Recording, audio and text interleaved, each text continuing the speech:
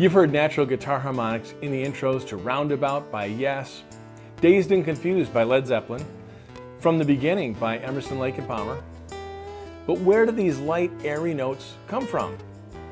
And these songs seem to use only a few harmonics. Are there more? Well, today we're taking a close look at these guitar harmonics, another really interesting and beautiful technique for your next step guitar player toolbox. And before we dive in, take a second, hit the like and subscribe buttons.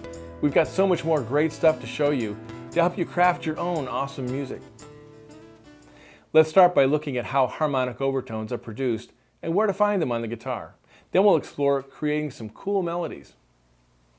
If you lightly touch any string directly over the 12th fret and pick it or strum it, you get this beautiful bell tone called a harmonic overtone.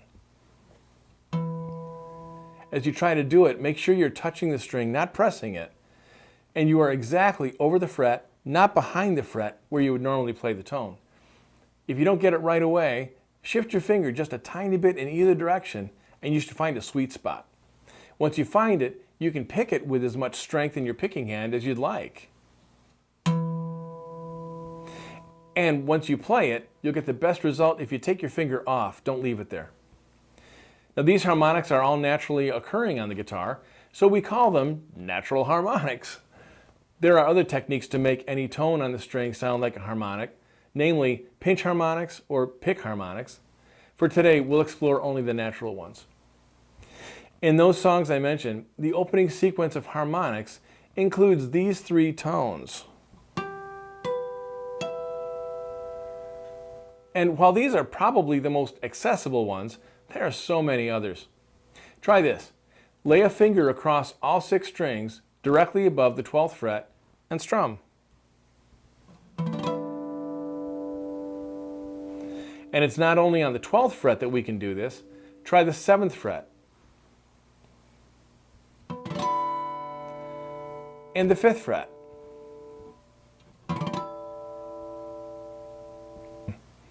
These tones are all part of something called the overtone series for each open string. I'll cover the overtone series in detail another time. Today I want you to play it, play around with it, and we'll talk about a strategy to be creative with it. First, the note names. I expect you know the tuning notes for each string. When you go to the 12th fret, you've traveled up 1 octave, and all the note names are the same. And it just so happens the names of the 12th fret harmonics are the same too. E, A, D, G, B, E. These are the easiest harmonics to play, and they'll sound the strongest. I'm notating different octaves as follows. For the original 12th fret harmonic, you'll see just the letter name itself. An apostrophe next to the letter puts the tone up an octave, 2 apostrophes indicates a 2-octave jump, and 3 means 3 octaves higher. The second group of overtones is found on the 7th fret. Each of these harmonics is the 5th of the string name's major scale. Here's what I mean. The 6th string is tuned to E, and the 5th of an E major scale is B. That's what we'll find at the 7th fret, B. The 5th string is tuned to A, so at the 7th fret, the harmonic is an E, the 5th of the A major scale, and so on. 7th fret harmonics are B, E, A, D, F sharp, and B. There's another group of harmonics at the 5th fret. These are more octaves of the tuning notes, E, A, D, G, B, E, but now they're an additional octave higher.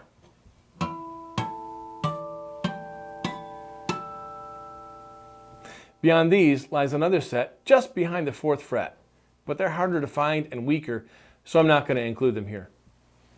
To get these under your fingers, so to speak, play through all 3 sets of overtones in ascending order. Here are the tone names as they ascend, and here are the corresponding string numbers, which will help you keep your place in the series.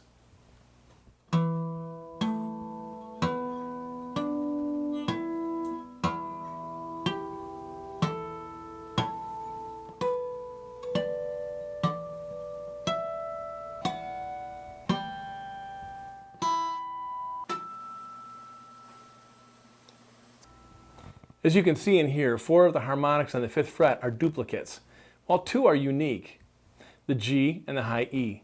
So I'm only going to include this group when I need those 2 tones. Most of the time I'll skip them. So now, ascending through the 12th and 7th fret harmonics goes like this.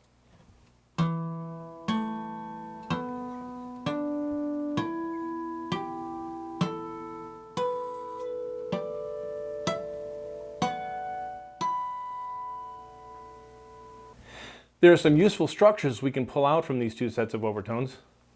The first and easiest to recognize is the E minor pentatonic mode. In the middle octave, all the tones for the mode are there. On either side are certainly useful tones, just not a complete structure. So I can play melodies using the E minor pentatonic mode, like this.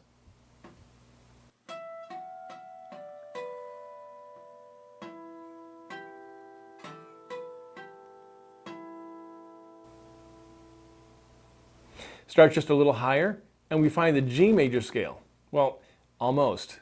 There's no C or 4th, and it stops just short of the upper G.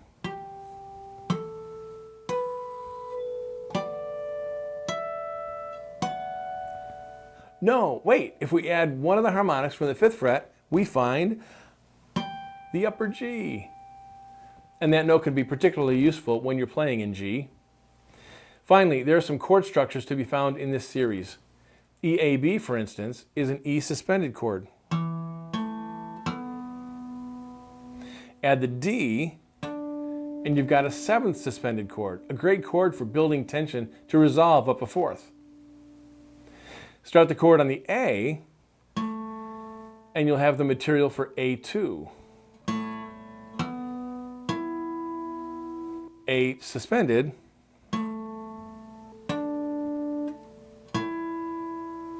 and A7 suspended.